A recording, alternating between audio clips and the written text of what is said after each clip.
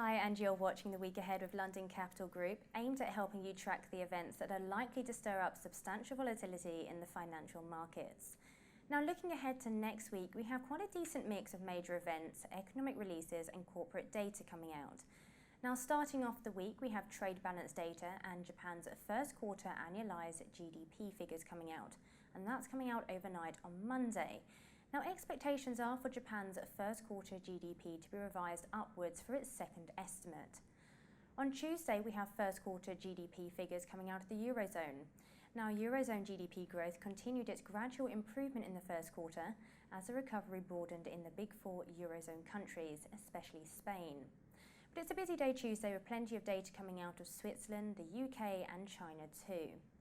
Now, moving on to Wednesday, alongside scheduled UK and Asian data releases, UK Chancellor George Osborne is due to make a UK Mansion House speech, and there will also be a US Treasury budget statement at 7 p.m.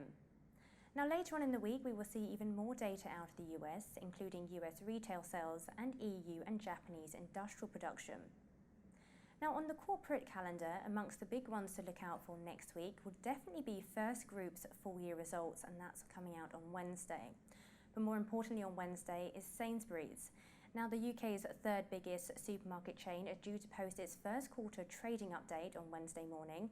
And with the food retail sector under quite a bit of pressure at the moment with the supermarket price wars, it's likely that any movement here from Sainsbury's in terms of their trading update and sales will cause quite a bit of a stir in the rest of the sector. Now, coming up on Thursday, we have Argos and Homebase owner Home Retail Group, and they're releasing a first quarter trading update. Now, the group is in the midst of a revamping plan for both of its chains, and while it reported higher profits for its recently ended financial year, they did also warn of only low levels of market-driven growth in 2015, and that's when they reported back in April. So the latest sales update here and any noise from management will be of interest to investors, no doubt. Now it's time to take an even closer look at some of these events with LCG's head analyst, Brenda Kelly.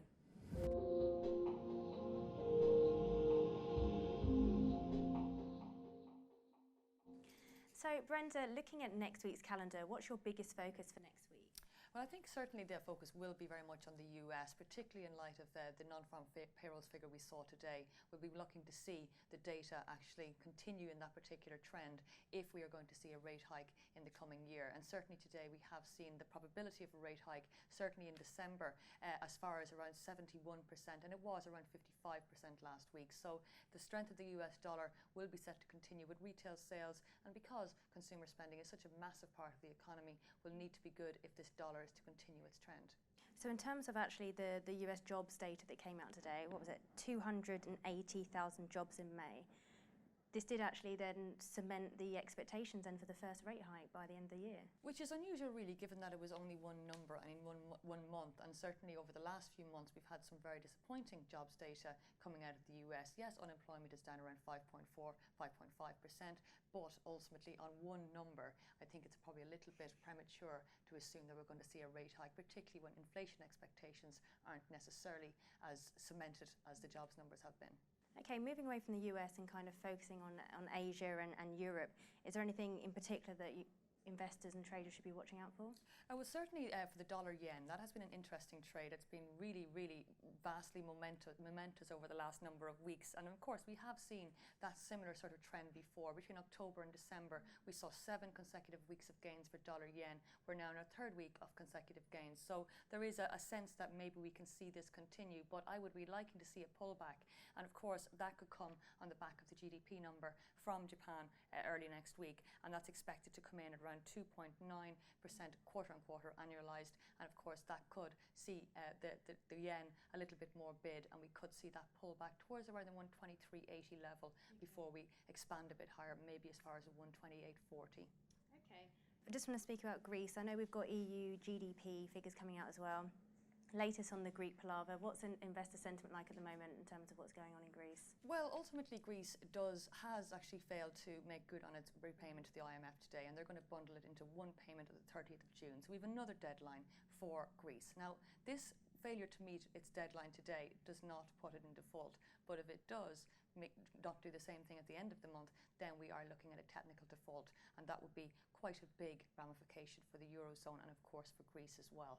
And you would imagine that we will see huge gyrations, particularly in the euro-denominated currency markets on the back of it. But certainly if they were to be allowed to borrow money, their borrowing costs are way too high to be anyway sustainable.